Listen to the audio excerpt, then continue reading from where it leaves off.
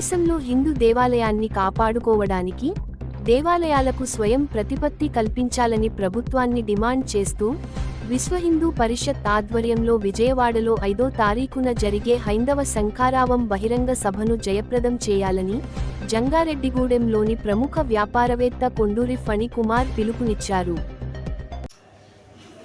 జై శ్రీరామ్. నా పేరు కొండూరి ఫణికుమార్, జంగారెడ్డిగూడెం. మిత్రులారా, హిందూ దేవాలయాల పరిరక్షణ కోసం మన విశ్వ హిందూ పరిషత్ వారు హైందవ శంఖారావం విజయవాడలో నిర్వహించుతున్నారు. వేలాదిగా తరలి రండి, ఈ సభను విజయవంతం చేయాలి.